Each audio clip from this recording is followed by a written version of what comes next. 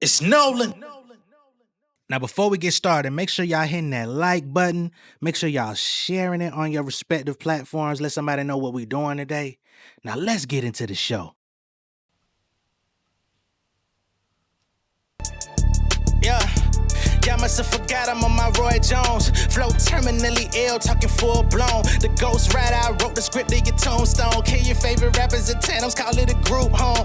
I've been keeping it discreet, but this shit ain't sweet. Once I hit my motor, start to reach. Niggas shit, they breach. I got songs in like 200 shows, what I gotta lead. Pull a nigga name up on the sheet and it's bon appetit. Fucking with the wrong one, I hope you got a strong gun. Every verse I'm going on them, they call me the Shogun. Pull a beat, 15 minutes, bet I get this song done. I can't trust a rap nigga that's stepping with his toes done. Fuck him out. Shout the Lord done it all. I'm Barry Sanders. I'm juking niggas from the coin toss. I'ma run the ball. That's 6 points. I get the money off the ripple when my pinpoints. Pinpoint precision. Envision me on my rich boy. D's on the bit. Trigger finger if it's itchy. I might squeeze on the flip. Bullets coming with a name. Let you bleed on the tip. Put a nigga in the box. Then I'm fleeing on the trip. I'm too king for me to slip. I want Parmesan. I Parmesan. I walking the alarms on. I'm barking like a dog. And now your bones are what I'm chomping on. Sun down, bitch. I'm back to bending like it's Ramadan. Yo, 15 minutes was broad, it's like a calling card. No mean to ramble, this shit is like a free sample. I'm here to make an example, these appetizers ain't ample enough. Fire like a candle, I'm up, right from the panel I jump. Back in this shit, entertaining y'all on my channel, I'm the main event. Learn to use my voice so I could pay the rent. Nigga talking shit behind the phone that they ain't pay to get. Drop and give me 50, nigga, I get on my trainer shit. I don't do no freestyle, tell me I get paid to spit. What's going on, beautiful people? It's the kid J Nolan here. Welcome back to another episode of Inside the Industry, your number one source for music, entertainment, commentary, and breakdowns. Hope everybody's doing well out there this Sunday evening. Before we get into the show, I want to just go ahead and give a big shout out to Ice Cube and the Big Three, okay? Those of y'all that tune into the league, y'all know there was a series of games that came on yesterday on CBS and Vice.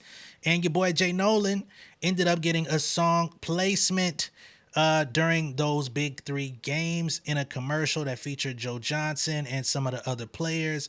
I have a song called Unstoppable that gets used by all types of TV shows, commercials, sports leagues, across leagues from NBA, NFL, down to now, the big three. This is my first big three placement. So again, salute to Ice Cube, the big three. Shout out to Michael Beasley and Montrezl Harrell, excuse me, because I believe it aired during that game. All right, with those two opposing teams. So big shout out to that. You know, this is the basketball league funded by hip hop, baby. So it is an honor to be a part of it the first time. All right, but in this particular video, we're gonna be getting into the Drake Copium. Okay, as it continues. Now, y'all know the other day we talked about Boss from Dreamville coming out basically trying to say that Drake was one of the greatest writers, or basically one of the greatest writers of a generation. We talked about it. I do like Boss as an artist, but I just thought it was weird because he's somebody who doesn't really speak out about the status of music all that often. But I did say about a week ago, I believe it was a week to 2 weeks ago, I told y'all at some point people were going to find it safe to start back siding with Drake. People in the industry, you know, start leaning back in that direction. If y'all thought that, what we saw in the past, I guess, 15 months or so, if y'all felt like that was moving him out of his spot, I told y'all, these people in the industry, they move with the money. They move with the hype. They move with, you know what I mean? So if it's quiet enough, which of course on YouTube, the Drake criticism is loud. On social media, the Drake criticism is loud. But behind the scenes, they're going to, you know what I mean, get in where they fit in as he's trying to make his comeback. He's gotten a couple records to hit the top 10 on Billboard. You know what I'm saying? He's getting his album together. That's probably going to shoot up and do numbers whenever it drops. Now, the quality of the music, we don't know. But I'm pretty sure the OVO fans are going to run that album up. And I think people are positioning themselves to be in the vicinity when or if that day comes, right? So first we saw Boss. He came out, said Drake is one of the greatest writers of our generation, all of this type of stuff, right? Very strange, very random. That was one thing. But now we have 600 Breezy, an artist I've never listened to in my life. I know his name based off of, I think he's from Chicago or something like that. And, you know, the aggression out there, but I don't know him as an artist, but he just came out with an interview, or at least the interview is surfacing on social media, where he is also taking up the mantle to take up for Drake and try to make it seem like there is some sort of nefarious scheme to knock him off the top, and how Not Like Us was botted and all of these different things. I'm gonna go ahead and pull up the video so you can know what I'm talking about. But I told y'all this was gonna happen. I'm not surprised by anything we're seeing, although it does look strange. I predicted that people were gonna start aligning themselves with him as he tries to make his comeback. All right. So it says here, Chicago rapper 600 Breezy confirms bots were used against Drake. All right. The quote here states, "I know the bot shit real because I left a comment on Drake's page and I had thousands of Kendrick bots on my page for weeks. They're not real people. Who do you know dropped a song and got 50 million views in 10 minutes? Nobody. Not Kendrick neither." Okay. But here we go. Everybody don't use bots, but some people do. You know what I'm saying? But I know the bot shit real because I had left a comment on Drake page that had did 50, 60, 70K likes or some shit like that. Okay. I had said some shit along the lines of, oh, and it ain't taking weeks to shoot back up, whatever. And then that just started. Hold on, man. I think somebody must have sped this nigga shit up. It's annoying me. I'm sorry. Hold on. I can't even fix it. This shit's so fucked up. I'm sorry. Let me just go ahead and play it. Whatever. And then that just started. Drop. So all the bots was on my page, bro. I had thousands and thousands of Kendrick bots on my page for weeks. They wouldn't let up. They assigned them people to my Instagram. I wasn't even posting shit and saying shit. And what are they doing? Like, what is it? Just putting Kendrick memes or just talking about Kendrick or OVO. So also you don't think it's like, people, you think it's bots? No, them ain't real people, bro. Okay. Like, look at it like this. Oh, changing the algorithm type shit. Look at it like this. So all this happened on Instagram? They was putting memes on your page for weeks? On IG? You know, the same has been said. I get attacked by Drake bots every day. Just about. Especially on Twitter. Some days I don't even say that nigga name. If I like when he does his Iceman episodes, both times I spoke about some stuff that happened in the Iceman episodes, never said that nigga name. All I did was talk about, make a joke about something. And the OVO bots still found their way to my shit and was talking about, nigga, fuck you, fuck that, you're a K-bot, blah, blah, blah. I'm like, I ain't even say the nigga name. How did you find me? But that just lets me know that my name is already like pre-populated in somebody's like hate list. And I don't think it necessarily comes directly from the artist. So if he's getting hit with Kendrick bots, as he's calling them, I've personally encountered Drake bots. I don't know if it's coming straight from the artist. There's people that, are setting this stuff up on their own as well. But we'll continue. When you click it and you go behind, you're like, what the fuck? This is what I paid attention to. When Kendrick dropped that last project, like the last one, he just dropped The GNX. And then the night before, that only had like 30, 40,000 views. The next morning, he had millions. So they took him a while to put them bots on there. It took him a while. I pay attention, so. I'm sorry, sir. What night did he drop? Because GNX came out in the middle of the day. It was like noon out here in Atlanta. I think it dropped. Did it drop like what? 9 o'clock LA Pacific time or some shit like that? 9 a.m.? Because it was damn near noon when this shit dropped over here. I remember it very vividly because I was over here scratching my head about what to talk about. And the next thing I knew, I saw an update saying Kendrick Lamar GNX. I'm like, what the fuck is that? Go look it up. It's a whole album. So what night did we see anything with 30, 40,000 of anything?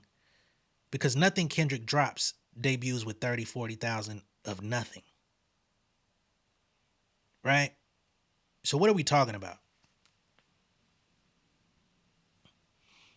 this, I don't know if it's mental health. I don't know if these people are paid. I don't know if these people are, just looking for a future goodwill from Drake.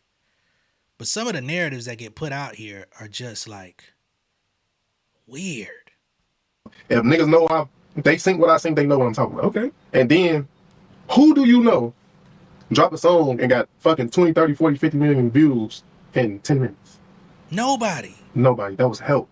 You really think people were sitting back? People ain't got no lie. They got kids. They got jobs, all this shit. You think real people had the time to tune in to K-Dot shit when it dropped? Yeah, we was turning TVs off. But see, when you say they got kids, all these kids and everybody got their own phones now. Nah, but I hear you know about that bot shit. That bot shit for real. That budget. So the fact they that got Drake streaming even putting farms, himself yeah. on the limb to sue him about it, I know it's. But I think that People don't like Like, that. that's- They turning on Drake on that too. because he feel like, like, nah, this ain't winning fair and square. This that's why you not nah. But you don't gotta use bots, bro. You can do YouTube playlisting and shit like that. Still feel like that. Bro, we're not gonna do this. We're not gonna revisit this. We've had a whole year of this. We're not finna do this. Like, one thing that I'm not going to accept is for people that want to come out and act like the numbers are what dictated whether or not Drake won or lost. Before the numbers were even compared, before numbers played a part in the conversation, it was the music. Okay? When Family Matters dropped and we got fucking Meet the Grams like in record time to stomp on the release, it wasn't about numbers. It was, oh shit. Then when niggas heard the content of the song, niggas was like, oh my God, what the fuck? This nigga going crazy. Then to come back the next fucking day and beam your ass in the head again. For me, it was around 6 p.m. Eastern time when I got the Not Like Us notification on my phone. And I'm like, hey, yo. I had a feeling he was going to drop, but I ain't know for certain. But I was not surprised when I saw it. But when I heard it, I said, oof, game fucking over. It wasn't about no numbers. It wasn't about what nobody else said. I heard the song and said, game fucking over. Because for me, that's what I was waiting on. I told y'all last year, I told y'all earlier this year, y'all can go back to the old videos from last year. I said, whoever comes with a bop, like a bop first, is going to run the conversation, right? And I felt like Kendrick, he wasn't in a rush to do it, and I caught flack for saying it, you know what I'm saying? But then when he dropped it, everybody was like, all right, here, we here now. And the reason why I said that was because I felt like Drake was going to try to beat him to the punch. You know, Family Matters, he thought that was the bop. That wasn't. Because what it lacked was the catchiness of other records he put out dissing people that became staples, right? You could look at Stay Scheming. You could look at Back to Back. Like, those were the more impactful diss records he put out that had hooks that were catchy. Is like shit that was going to play in the club.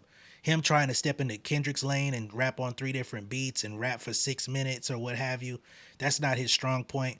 He pulled it off to a degree, but it wasn't enough shots aimed at Kendrick. Like, we already know the fucking story. So let's not act like it was a numbers game of why Drake lost. He lost because the people decided in that moment, nigga, you're done. And he knew he was done, which is why he came with that motherfucking weak ass The Shark Part 6. Because we heard the tone of voice that nigga was rapping in. We heard the rebuttals he was trying to spit on wax. And the first thing that came to my mind listening to it is, this ain't it. This is a white flag. This is exhaustion.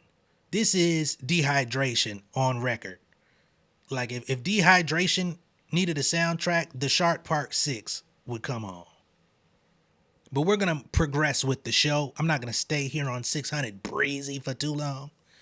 So let's just keep it moving, shall we? So in other Copium news, we got OVO Chubbs once again. I don't know why Chubbs is becoming so social media vocal in the last, let's say, just 30 to 60 days, you know. But now we got OVO Chubbs seemingly takes a shot at LeBron James for skipping Toronto's Carabana weekend this year.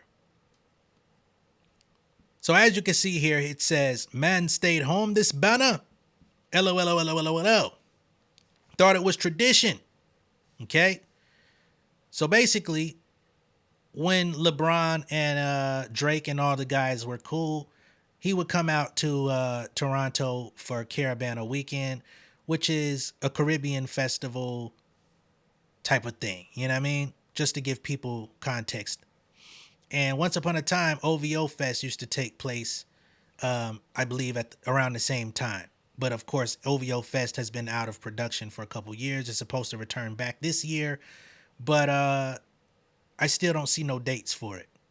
Anyway, he's trying to throw shots at LeBron not going to Carabana weekend.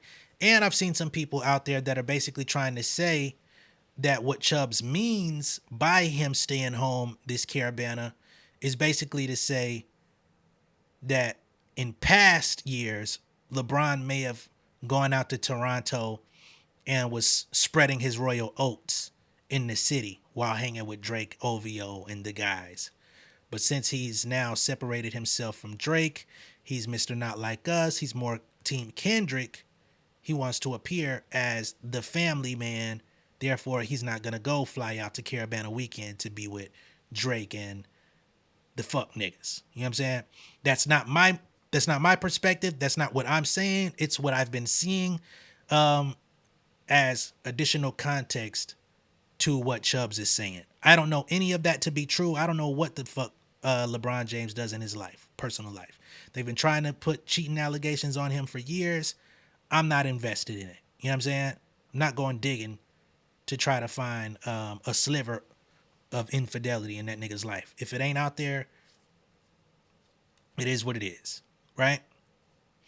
But that's OVO Chubbs trying to do that. And of course, we had Drake with the Fighting Irish thing. We had that whole because that was around the thing with that, right? With the Fighting Irish and that other guy that ended up coming out saying he got beat up and all of this stuff. Some of it was surrounding possible infidelity on LeBron's part. You don't want to be cool with me no more, so I'm a dirty Mac on you. I don't know. Whatever it is, we know Savannah always would side-eye this nigga every time he came around. So maybe there is a little bit of, truth to it. Maybe not. Who gives a fuck, right? It's not going to change any of our lives at the end of the day. But Chubbs felt it was important to come out and say. Now, furthermore, the boy that cried defamation, okay? He comes out with, I guess this was in his stories or something. I don't know. I don't follow him on IG, but they say he spoke out via IG.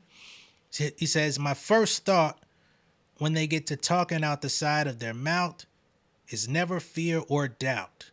It's they obviously got an album coming out, okay? I find it strange he always be trying to talk in rhymes, but they don't ever be profound or like anything. I'm surprised they didn't have a shun at the end. That's the part that surprises me the most. I appreciate that. So we've got Zoolander here, and I don't know why he continues to put these types of photos out neither, you know. When you got your lips pooched out, like, who's gonna take this quote seriously? Cause you let me stop, okay? Because people are gonna say this is, but really, like, come on, man. Like, in the real world, when we're actually outside, what dude we know that's talking like spicy is gonna be like this, talking spicy? my first thought when they get to talking out the side of their mouth is you need to poke out your mouth like me. Come on, man. Like, what are we doing? Oh, man. The boy that cried defamation. And I'm still trying to figure out who's been talking out the side of their mouth for him to have fear or doubt or to think about whose album's coming out. Like, who recently... Y'all need to... this part, I don't know. Like, what rapper do we know that has an album coming out that recently shitted on Drake? That's what I'm looking at. Unless they unless he's like taking sly shots at Sci-Hi for his bootleg Kev interview or something. Because we did go over that where he said Drake took the battle too serious, he took it to heart and sued. But outside of that, I haven't seen like anyone high profile really like speaking on him in any kind of way. So I'm very curious to know who this shot is aimed at. Last I checked, the only album that supposed to be coming out is Iceman. And he still hasn't given his fans a date for that. So I don't know. Y'all let me know. At this point, I've said everything I need to share. Once again, let me know what y'all think of all this down below in the comments. Be sure to like and share the video. If this is your first time seeing me on YouTube, go ahead and subscribe to the channel, become an insider. I will catch y'all on the next one. All right. Much love and respect, y'all. Peace. King of my city and cul-de-sac. Coming out swinging like soldier rag. Leading my people like quarterback. Boy, I study this shit on my almanac. Had to get up and grind. Knowledge is booming, I'm here to apply. Came with the chip and the dip, it just single the mind. We finna do more than survive. I need my check. Spinning the block for the Gouda. We hitting the jeweler to flood out the net. We don't do beef for computers, I'm straight out the sewer. We come when you rest. Niggas be looking perplexed, so keeping my foot on their neck. No map, I trust my gut for the quest. But drama, I'm fully abreast. I was ready for years and they doubted me. All of a sudden they tell me they proud of me. I been dropping these haters like calories. Cross them out, I came back with some boundaries. Stand for my honor, but too raw, no corner. Packing the stick with a drummer. Wanna catch my bad, won't fumble. I done came too far to be humble.